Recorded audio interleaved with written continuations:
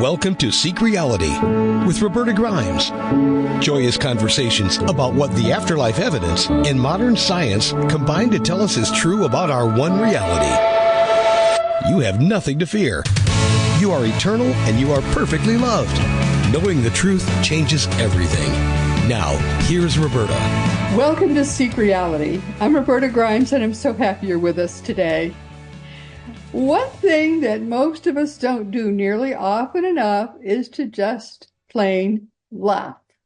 They say that laughter is the best medicine, and I think that it really is. If you can find something to laugh about every single day, and I don't mean laughing at someone, I mean just finding a way to laugh at the little sillinesses of life, or if you can't find a way to laugh at yourself every day, then you aren't really trying.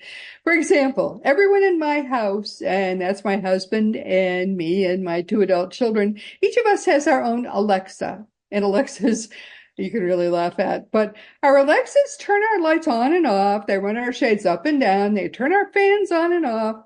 They tell us the time and the weather and so on. And last week, out of the blue, my Alexa in my office went on strike. It just stopped working.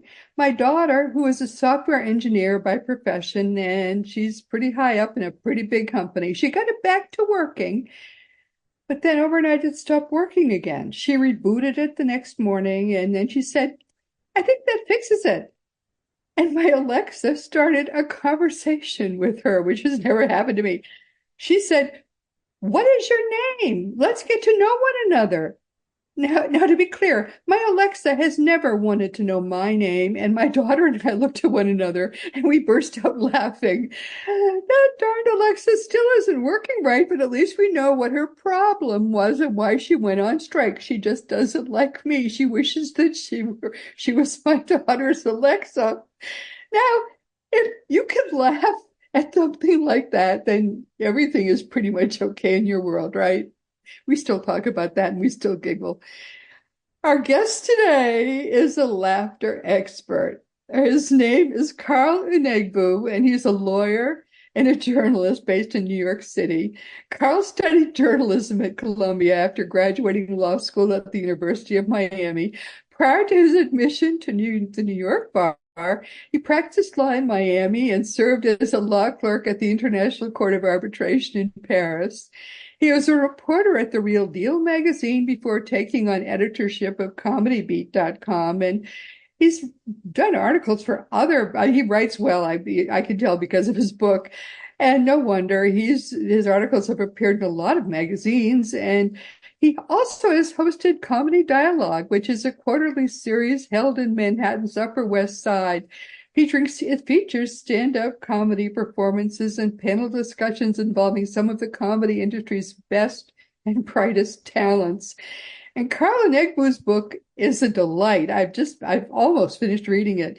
It's called Comedy Goes to Court, When People Stop Laughing and Start Fighting. I thought that was a very intriguing title, and actually it's a very intriguing book.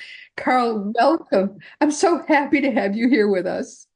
Thank you so much for having me. And it's my honor to be able to join you. I just think your book is so fascinating. It's in sections, and it's about all the different ways people get in trouble. And some of these are R-rated and some are X-rated. I mean, I couldn't, and there are a lot of famous people in this book, and usually their stuff isn't quite X-rated, but some of it's R-rated. And you talk about it all in a kind of very professional way. But let's just talk about some of these cases. It's fascinating. You're sort of a reporter on the comedy beat in New York and all over, really all over the world, but mostly all over the United States. Fascinating. What are some of the cases that most interested you that you kind of got involved in?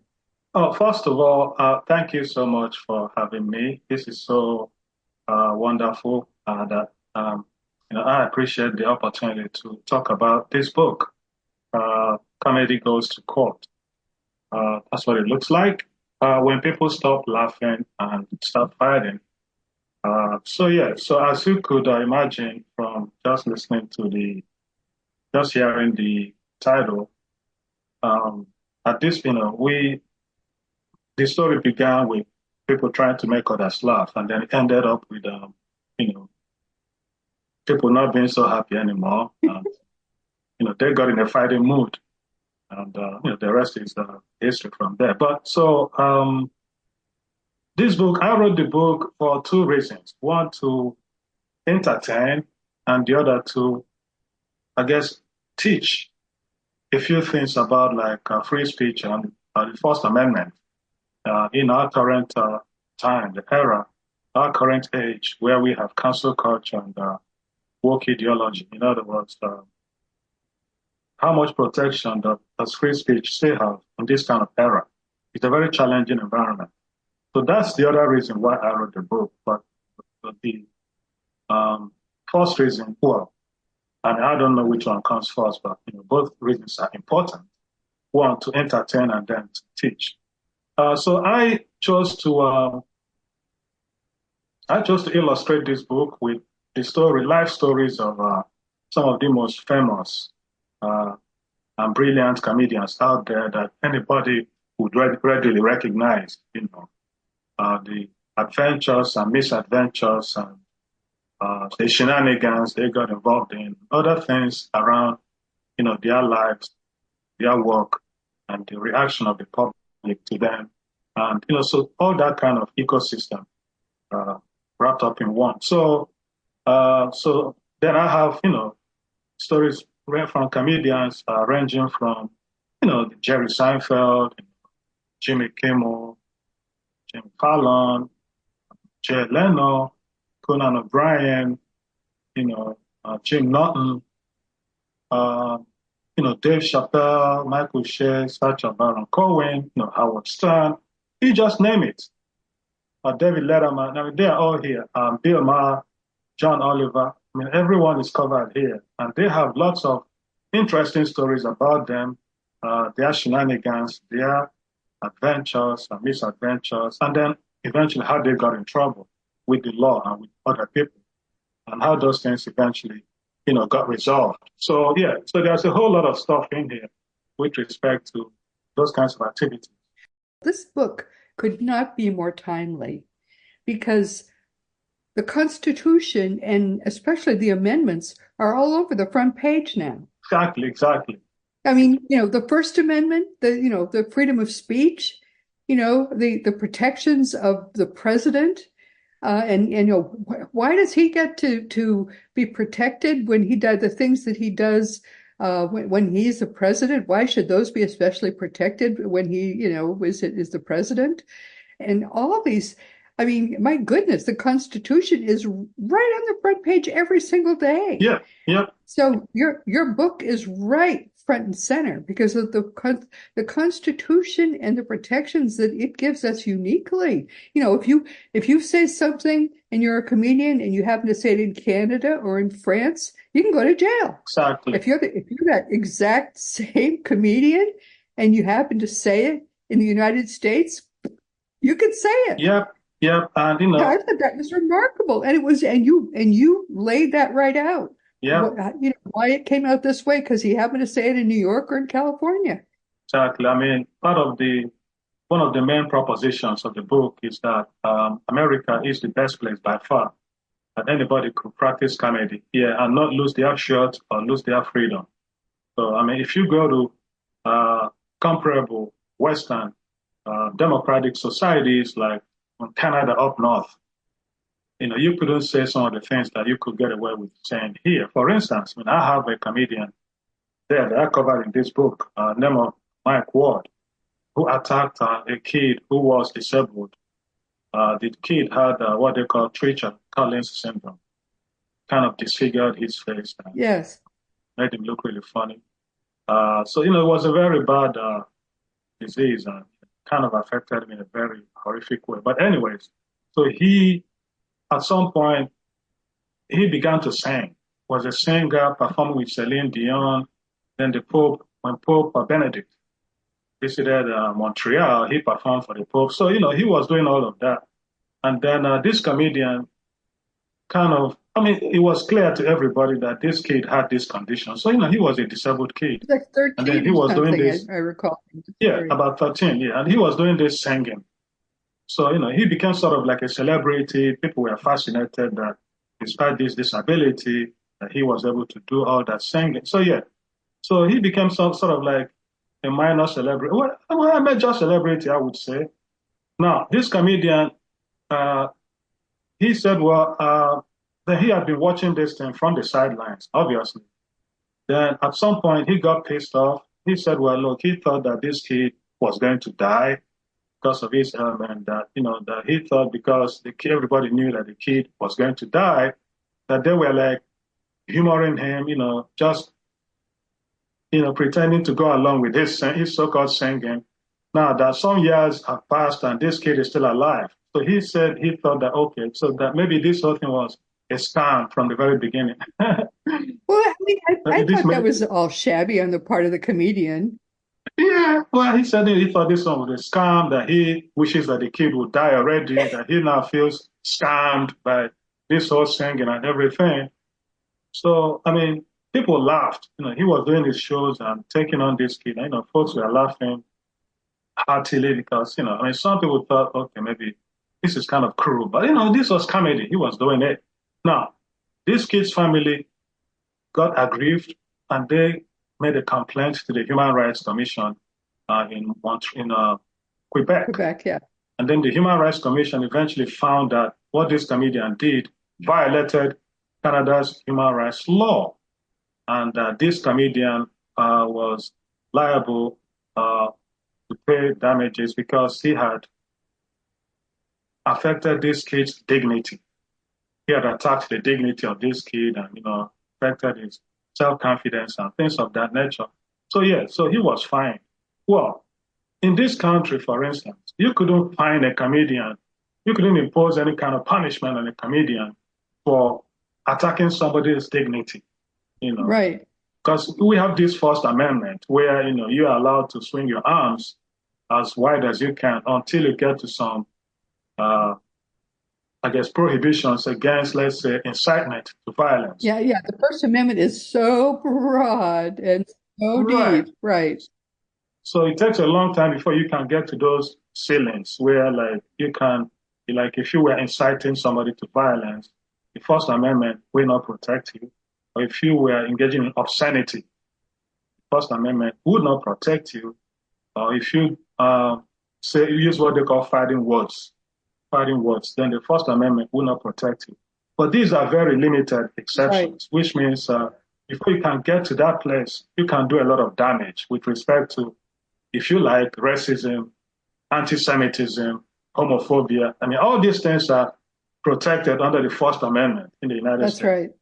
So unless you take things to the point where it becomes incitement to violence, then you're protected. If all you're doing is just saying something, attacking somebody's dignity, being homophobic, being anti-Semitic, being very racist, and you know whatever Islamophobic, you'll be fine. But anyway, so that case in Canada, like, was one of the cases that show how different the First Amendment makes America, where you could do anything if you're literally anything. That if you lived even just up north in Canada, you could never try those things. And then if you come from like Germany, again, you have a problem too. If you do some things that if you did them in this country, will be protected.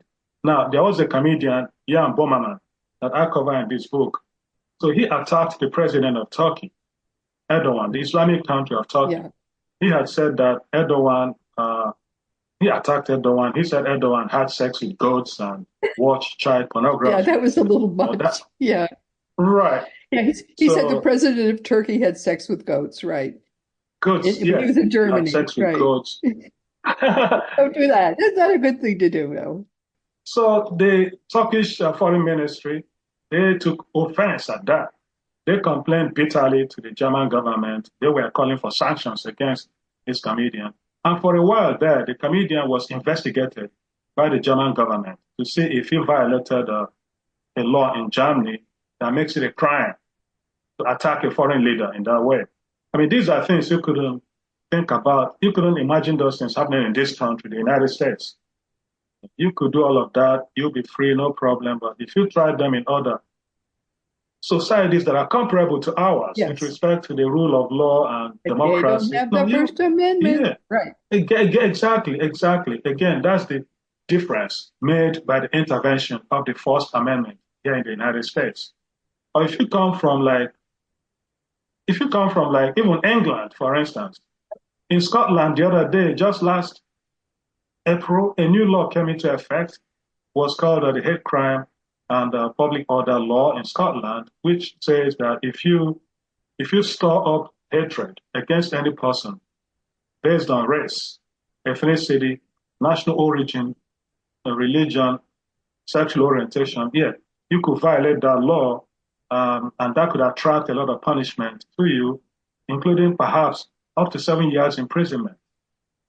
Well, I mean, if you've been listening to the news lately, you might have heard how the writer, um, J.K. Rowling, how she's been like up in arms against them, how she like wanted to like make a test case of that law. So she went out there and said, well, no, she doesn't believe in transgender people, and then that became a problem under this law because the law says you can't even stir up hatred or provoke antipathy toward anybody based on sexual orientation. So yeah, so if you did that to transgender people, you'd be violating the law.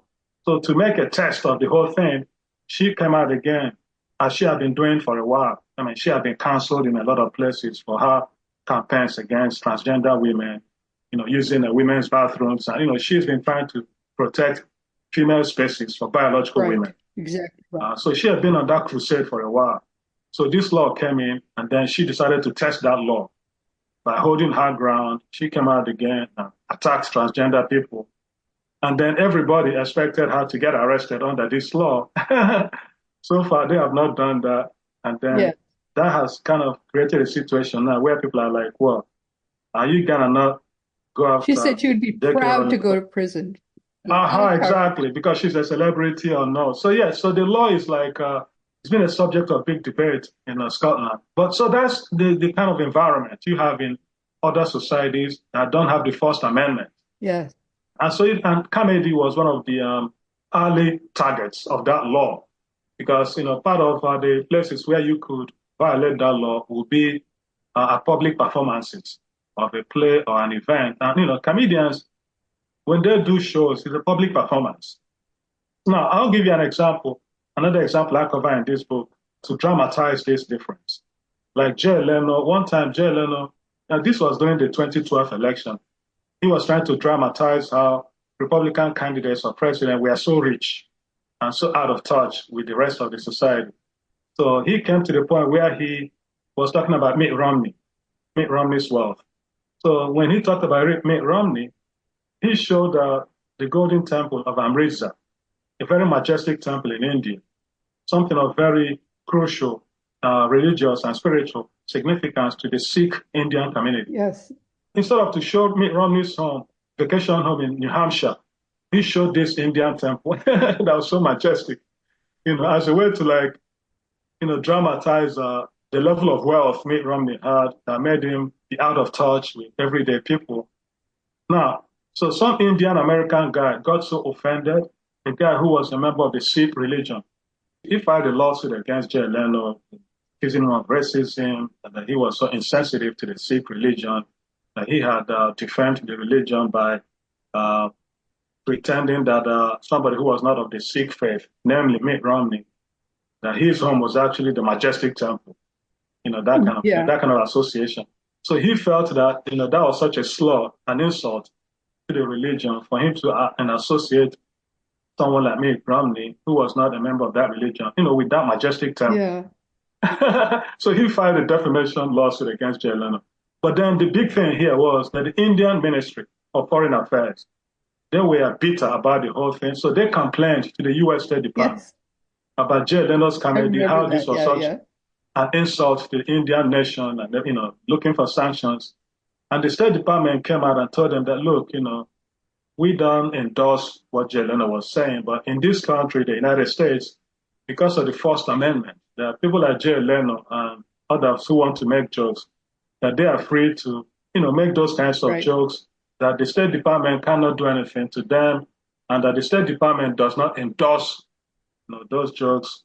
They don't have one opinion or the other about it. In other words, if that would have happened in Canada, members of the government, institutions, and agencies of the government would actually attack you, like the Human Rights Commission or the Justice Ministry in Germany with the guy who insulted Erdogan. But in this country, the U.S. State Department told them that, look, our hands are tied. We can't really do anything. He's a comedian. The First Amendment, allows him to have that kind of right. So, that's sort of like a way to make a contrast between the United States and Canada and the First Amendment and other Western, societies where, that are Western societies that are also democratic, where the rule of law prevails. It was such a great education, I thought, Carl, that your book was for people who don't respect the Constitution as much as they should. What a gift it is from our founding fathers. You should thank your God that you're an American and that we have the First Amendment in this country. It should make every American proud, and hopefully we will never lose the protection of the Constitution and the First Amendment. One of the signers said, I may not agree with what you say, but I will defend to the death your right to say it. Exactly. That's true. Exactly. That's pretty much what the State Department told the Indian government about Jay Leno. Said, look, we don't endorse what he said, but yeah, he has the right to do that in the United States. It's wonderful. But there are other things in your book too, which I thought were great. I mean, I have to say, there's a streak of genuine craziness in some of these comedians. They're lunatics. There's one guy who goes around with a skirt on and nothing underneath it. And then he's attacking people with what's under the skirt. That's Andy Dick. So look, that's Andy Dick. I have him covered in this book. I think they in let chapter him 4. keep doing this, and that's an act. That's a comedy act. Yeah, it's comedy. It's comedy. Comedians like to be edgy. They like to break rules. Right off the edge. That's the game. I know that's the game. They like to be edgy and to break rules, and it's part of the appeal of comedians and things. So, but they tend to develop that kind of reputation that kind of glues their fans to them, and builds that kind of bond and loyalty and all that stuff. But this case was about Andy Dick, the comedian. He was doing a show in Texas. I think it was in Dallas, and then things got hot and heavy, and then he was performing. He was wearing a skirt. He was no underwear, but just a skirt and then a blouse. And then he was performing. Then at some point, he started to dance. And then people were applauding him and clapping. Then things got really hot and heavy. People got a bit carried away. So he came down on the stage and then was walking down the aisle. And then as he was passing, going toward the back of the hall, then somebody who was sitting by the side, a fan watching the show, stopped him to ask for like an autograph. So, Andy stopped and then looked at the guy. So, autograph? All right. So he grabbed the guy's head, pulled up his skirt and shoved the guy's head, into his bare crotch. Why would people go to his show? I think well, it's comedy. Well, so anyway, and then he moved on, continued to perform, and then people were laughing and everything. This guy got so embarrassed, the fan, and then he sues everybody he could think of, the comedy club, the promoters of the show, obviously, Andy Dick himself. Well, eventually, they're settled, but when I analyzed the law, I mean, the analysis of the law there was, because the questions that people kept asking me was, well, okay, so if he could, it's sort of like what you just asked. Why would they let him, the club, let him, do that, perform in that place, behave in that way?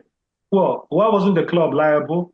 Well, there wouldn't be because what he did was so like on this like so spur of the moment that the comedy club couldn't have predicted that he could do a thing like that. In other words, it just happened so fast. There was no way to say, well, they could have prevented that kind of behavior. So I mean, if they could have foreseen that kind of behavior, then they would have been under a duty, a legal duty to prevent that kind of thing from happening. But they couldn't have foreseen that. And if you look at the law, you are under no duty to prevent something that you could not foresee. If you're talking about negligence. Now, if it would have been like the difference would have been, say, a comedian finished performing and then somebody was going to a parking lot of the club to get into their car and they were mugged in the parking lot. Then, of course, you could sue the comedy club because they could have foreseen that kind of thing and taken steps to prevent people getting mugged in their parking lot, by providing adequate security and things like that. So there's a difference between what you could foresee and then prevent and what you couldn't foresee and thus cannot prevent. So what this comedian did was an intentional act. If it's an intentional act, you cannot hold somebody liable for somebody else's intentional act, especially if it's like assault. So yes, so eventually the person who was liable for that behavior was Andy Dick himself, but not the comedy club, for the reasons I just explained to you. That's a kind of fine line.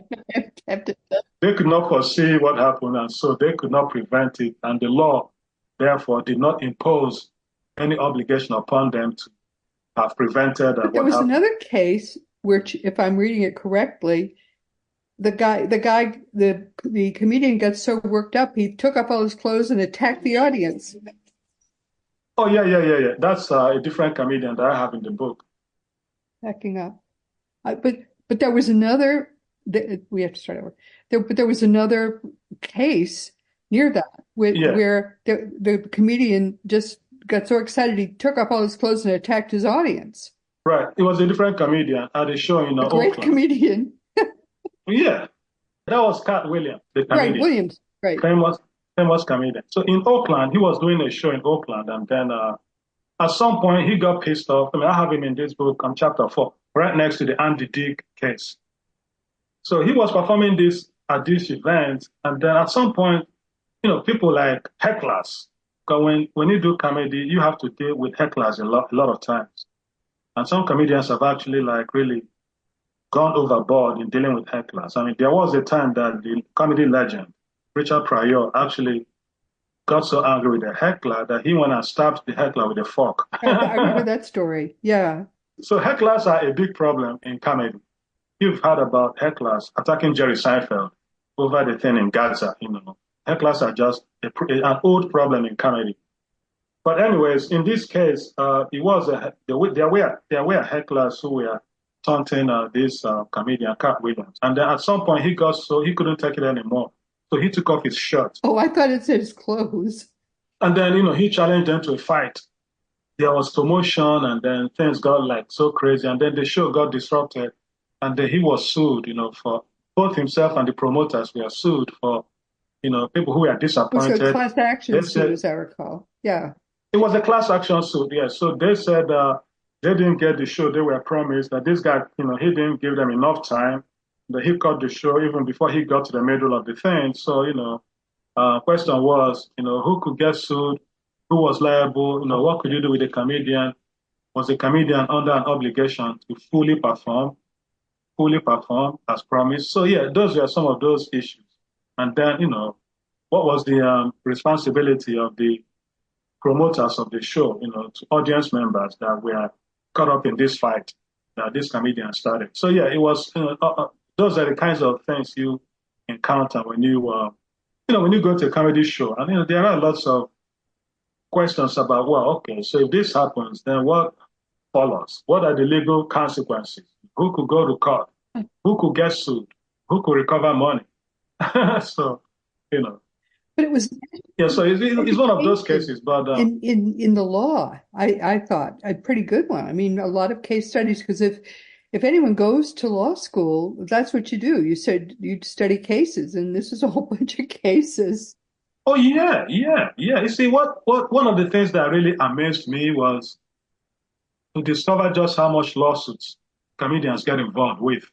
I mean, you would think it's all fun and games. And frankly, when I went in to cover comedy, when I started out as editor, Comedy Beat, I was going there. We were going there to cover the fun and games of comedy. And lo and behold, we discovered this whole other thing that was going on, literally under the radar that people did not even seem to notice, except the comedians who were involved in these lawsuits. How the thing became, a problem for them. But it was becoming clear that over the past 2.5 decades, you could date the phenomenon from 2000 coming to the present day.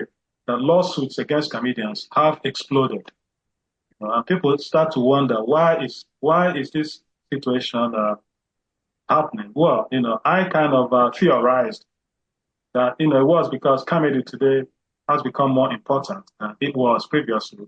It has attained a larger footprint in the conversations going on in the pop culture, in the society more broadly. I mean, if you look at politics today, comedians play a huge role in the political arena with respect to who they attack, who they choose to make fun of, that sort of thing. And things have also become polarized between comedians on the left and those on the right.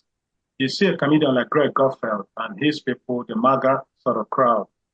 He presents a different comedy from comedians like, you know, Stephen Colbert, Jimmy Kimmel, Jimmy Fallon, comedians on the left of the political spectrum. So, there's this division. Everything today is polarized, including comedy. So comedians have become more of like major figures in politics today for that reason.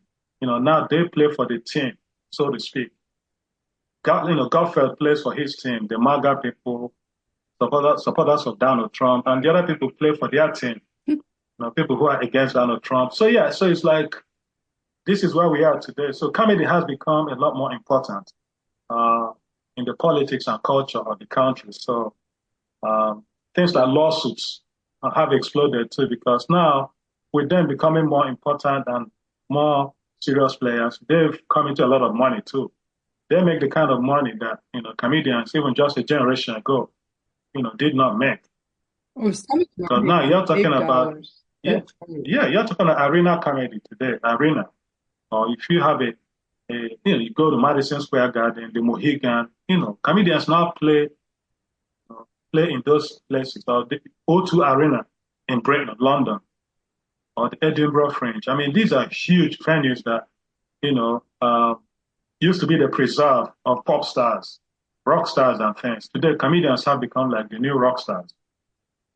So, so these things have created an environment where comedians now get sued because, in addition to those things they do, they also simply attack people in their comedy, and then they get sued a lot for maybe defamation and things like that, or other sort of situations, especially in today's times where we have cancel culture and woke ideology. The point being to protect people who are believed to be vulnerable in society. Let's say gay people, uh, Jews, or maybe transgender people. So Muslims, folks who are perceived to be vulnerable. That's the whole point of cancel culture. You have to be woke. You cannot be tolerated people don't want you to be cruel. So if you punch down, if you attack people they believe are vulnerable, let's say you attack rape victims or you attack gays and transgender people like Dave Chappelle has been doing. So yeah, they'll think you're punching down. If you're punching down, then it's not tolerated today in the woke America. You're supposed to be punching up at people of power. If you punch up at people like Donald Trump and other powerful people, yeah, audiences appreciate things like that than to punch down at disabled people, gay people, rape victims, so those kinds of things. So yeah, so today, because of the importance they have now in the pop culture, comedians have come into a lot of conflict with these cancel culture people because they say things. I mean, some comedians, like, again, they are edgy by reputation and aspiration. They like to be edgy. They like to break rules.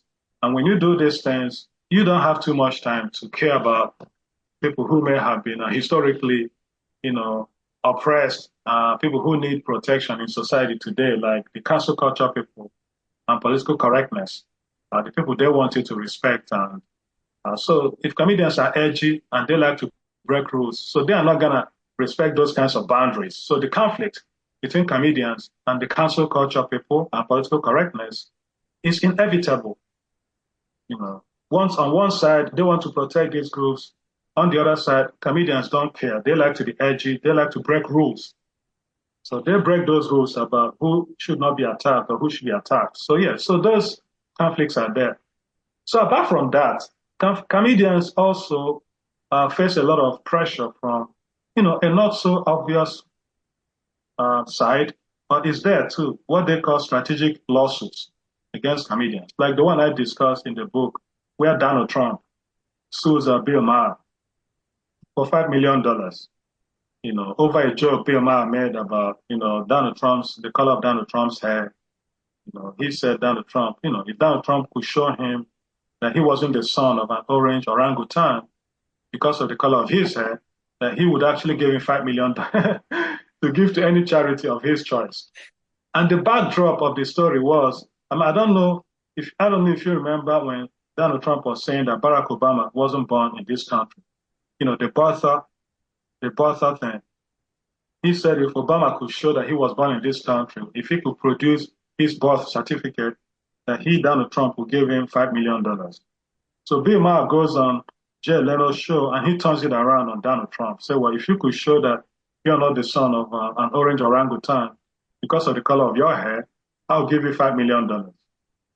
So people thought it was a joke, and people laughed at Donald Trump's expense. Now, I think a few weeks go by, Donald Trump surprisingly produces his birth certificate. I say, well, here's my birth certificate. I am a human being. I am not the son of an orange orangutan. So pay me $5 million. People attacked him, said, well, why are you doing this? This was just a joke. What are you trying to do? Are you attacking a comedian? And he pursued the case. Eventually, of course, he wasn't going to win. So he withdraws the case on April Fool's Day, 2003. But, that was the point was he wasn't expecting to win so much as to teach Bill Maher a lesson, to drag him, around, rake him over the coals, drag him into court, make him spend money, teach him not to mess with the wrong Marine, that kind of thing. So, that kind of strategic attack happens. And the same thing happened to John Oliver. The next case I have in the book, where John Oliver, he was talking about, this was the first year of the Trump administration in 2017. So Oliver was criticizing the Trump administration, their policies toward coal, the coal industry. He thought that they were being so nice and so friendly with the coal industry, that they are ignoring mine safety regulations and things of that nature. Yeah. So Oliver attacked a billionaire named Robert Murray, the gentleman who owned the largest coal company in America, right. Murray Energy. So Oliver said, well, the guy was not being sincere. He was undermining. And this guy was an ally of Donald Trump, very big ally of Donald Trump, who had testified in Congress, in defense of coal industry and things. So Oliver attacked him in general, his politics and everything, and then his personality too. Like the guy was a geriatric Dr. Evil. He looked old and ugly, whatever. He attacked him just roundly. But didn't someone die in his coal mine, that fellow? Well, that's the thing. So Oliver, there was to make his point that this guy was playing fast and loose with coal industry regulations. Oliver cited a situation in 2007 where there was an explosion at the mine in Utah, owned by this billionaire, his company. And then about 9 people died in that explosion. Yeah. So there was some controversy over what caused that explosion. So the billionaire and his company, they tried to say it was an earthquake that caused the explosion. Then Oliver said no, that it was actually their failure to adhere to mine safety regulations that caused the earthquake. Yeah. And Oliver cited a government report that said it was their failure to adhere to mine safety regulations that caused the earthquake. So, there was that whole thing. Well, so before the show ran, this billionaire they told John Oliver to cease and desist. They sent him a cease and desist letter. So, well, you can't run this episode. If you run the episode, we are going to see you for defamation. These things are false. You can't run them. So Oliver, Oliver being Oliver, he came to his show the week before he ran the episode. He said that he had been told that by some billionaire that the episode he's going to run was a defamation, that they have threatened to sue him, that he's going to run the thing anyway, that he's daring them to sue him.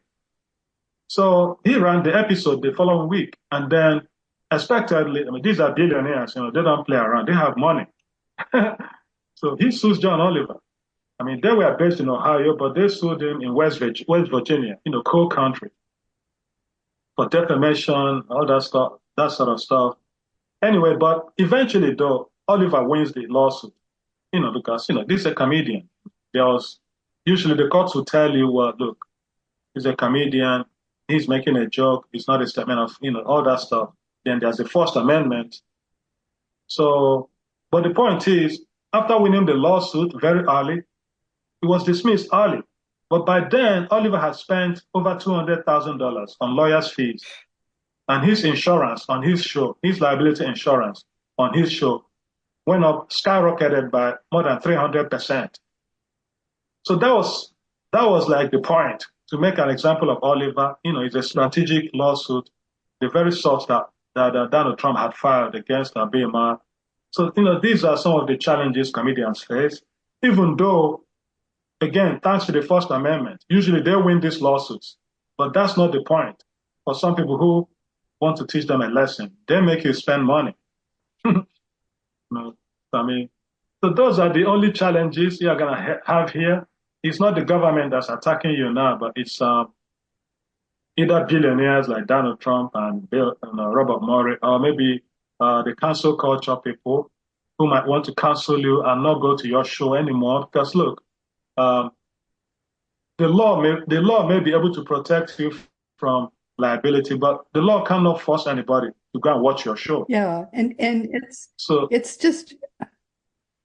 I think that comedy can thrive in the United States because of the First Amendment, but Absolutely. It also, because of the First Amendment, I think it helps to sort of goose up the fighting, the political fighting in this country, because they don't mind what they say to one another, because they know that nobody can tell them you can't say that, because you can say that almost anything. Exactly.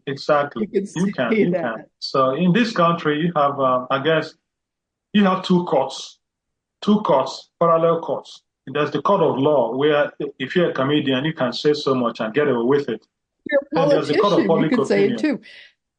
Exactly. I'm so sorry to say this. We really have been running over time, where this goes so fast. It always does. We get so involved in talking, but we really have come to the end of our time. This has been very enjoyable. Oh, wow. Interesting. I think it's been very educational too. I so appreciate, your stuff cold. And I think your book is simply great. Thank you so much for being with us. What do you want people to take away from what we've been saying today? Wonderful. So I want them to take away two things. One of the reviewers of this book had said that if you're a major comedian and your name is not in this book, that somehow you are not important in comedy. But I wouldn't go so far to say that, except to say that if you're a major comedian and you have not been covered in a book like this one, then you've been very lucky, I guess, not to have been sued up until now, because the suits are like rampant. Americans are like addicted to lawsuits. So one of the reviewers, that's right. Yeah, addicted to lawsuits. Americans will literally sue anything that moves. So one of the reviewers said that, look, this book is a must read for comedians, and they should read for the rest of the people. Now, I wrote the book for two reasons. One, to provide entertainment, like I said, lots of titillating stories and all that. And one major comedy industry veteran, he has said that stand-up comedy is the most fun you can have with your clothes on. So in that spirit, so the book is a book that's written to entertain people. It's written in very simple language, the kind of language you could see in People magazine or the world famous page 6 of the New York Post. So it's very easy read.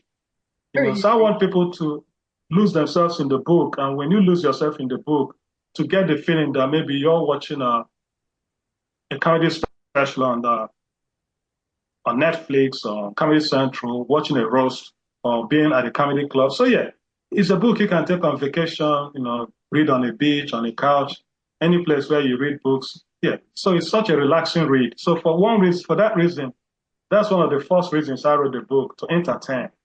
Then the other one is to educate about the First Amendment. In other words, comedians today have arrived at the front lines of the Fourth Amendment, all the battles over free speech. So in that sense, comedians have become like our canary in the mine, our dog in the fight. Whatever happens to them happens to the rest of us. Like you have said, the politicians and the comedians, the comedians have the same rights as the rest of us. They don't have more rights than any of us. They have the same rights as the rest of us. But because they talk for a living and offend people, so what they do gives us a chance to see the boundaries of the free speech and the First Amendment, because they get sued and they get in trouble. So when it happens to them, it gives us a chance to see what the First Amendment still means in America today and how much we can get away with saying or not saying. So that's the spirit, the other spirit in which I wrote the book, and then of course there is a whole thing about comedians and the rest of us. Stories I have in the book about, like a British woman who, was going through a divorce with her ex, and she was saying, well, look, you can't talk about our marriage in your comedy. He said, no, I've been dying for 2 years to talk about this marriage on stage. So I can't, I'm not gonna sign this where I say I can't talk about the marriage. Or the comedian who, the other guy I have here, who is actually a judge in a courtroom. He moonlights as a judge. When he moonlights, he keeps talking about how he doesn't like children, talking about national origin, all sorts of stuff that some people felt, okay, look, if I went to this guy's courtroom, he might not be fair to me. And they tried to kick him off the bench, make him stop being a judge. The case went all the way up to the Supreme Court of New Jersey. I'm not going to say how it ended, but people might have to read the book to find out. But so comedians have a lot of interactions with the rest of us. I mean, a lot of times we don't choose the interaction. Sometimes we do. I mean, if you marry a comedian, it's not like being married to a doctor or being married to a lawyer. But then again, sometimes a comedian is a judge in a courtroom you're appearing in. So there are lots of circumstances in which we encounter comedians, not necessarily at a comedy show, but sometimes, in daily life.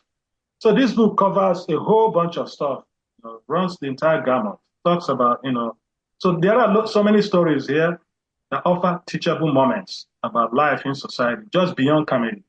So, it has become, yeah, so the book becomes like a should read for the rest of us who believe in a free society and want to understand our rights. And then it's a must read for comedians. So, for everybody, there is something in the book. And so I wrote the book in that spirit, to entertain and to teach. To teach. Well, it certainly does do that. Well, consider yourself hugged, my dear. And Oh, thanks. Appreciate stick that. with me to the And end. I just have a few things to say to my regular listeners. I'll be back. okay, sure. So, everyone, once again, we've come to the end of our time. This has been Seek Reality with Roberta Grimes. I'm so happy you could be with us today. And please never forget, you are a powerful, eternal being. You never began and you never will end. And when you get that, and when you know all its implications, it changes everything in your life for the better. Next week, our guest will be Brenda Wrights, who will be with us for the 5th time. Brenda is Seek Reality's own special guru of gratitude. In her successful coaching practice, she guides people through a 5-step forgiveness process that's easy to understand and to learn. She says that self-forgiveness originally helped her to transition out of victimhood and into the life that she was meant to live. And it can do the same for you. She has written a nifty little book called Forgive Yourself. It's short, it's easy to understand, and I think everyone should read it. The first thing we have to understand is that the people who wrong us couldn't care less whether we ever forgive them. No, forgiving ourselves is the gift that we give to ourselves. And forgiving ourselves is the easiest thing to do of all, and the best self-forgiveness gift of all. Please, Brenda is always a wonderful guest, so be sure to join us next week. And this week, our guest has been Carl Unegbu. Carl is a lawyer, a journalist. He's giving you another glimpse of his book. I only got the interior, so I never got to see the cover. Carl is a lawyer, a journalist, and a comedian, and that's an unusual combination. He beats me because I'm just a lawyer, a writer, and an afterlife and gospels expert. He's written a very enjoyable book, Comedy Goes to Court, when people stop laughing and start fighting, and some of these people really fought physically. What happens when the laughing stops? Well, some interesting things. But what I most got out of that book is, wow, I'm glad I'm an American, because the First Amendment is like iron. It's like steel. You've seen just over the past few weeks what the Supreme Court does for us. And most of all, what it does is enforce that Constitution, which is your big protection against anything that can take away your right to say what you want to say, and nobody can take that right away from you. Be glad you're an American if you're an American hearing this. And if you're not, there's still time. You can get here. And apparently they're letting anybody in now. So good luck to you in getting here in time. You'll learn a lot from this book. And most of all, you're going to enjoy it. It's a lot of vignettes and a lot of famous names in there. So, I mean, I certainly enjoyed it. I hurried to finish it before I got to talk to As you know, our great friend Craig Hogan is the president of Seek Reality Online, and that's your one-stop resource for all things afterlife. Just go to seekreality.com and start to learn for yourself that your own reality really is eternal, and it's not optional. You're going to get there whether you want to or not, so you may as well learn what's coming next. Teachings by Jesus is your single resource for all the beautiful divine truths that are brought to us in perfect love by the greatest teacher of them all, Master Jesus. He didn't start the Christianity we have now. He started something much more wonderful. And now that what we have now is dying, it's what was given to us by a Roman emperor. Now it really is Jesus's turn. So go to teachingsbyjesus.com and learn about the beautiful things that are coming next. And as you know, I have some wonderful books that I've written, actually, that Thomas has helped me write, but no time to talk about them now. And if you want to talk about anything at all with me, just go to the green contact block on robertagrimes.com and get my contact information and just send me an email. I answer all my emails, even though sometimes it takes a while. And meanwhile, this has been Seek Reality with Roberta Grimes. Please enjoy and make the most of this coming week in our one reality, always knowing that you are a powerful, eternal being. And most of all, in this entire universe, you are infinitely, eternally, and perfectly loved. You've been listening to Seek Reality with Roberta Grimes. Roberta blogs and answers questions at robertagrimes.com. Join us every week as we explore what the afterlife evidence and modern science combine to tell us is true about the one reality we all share. Knowing the truth changes everything.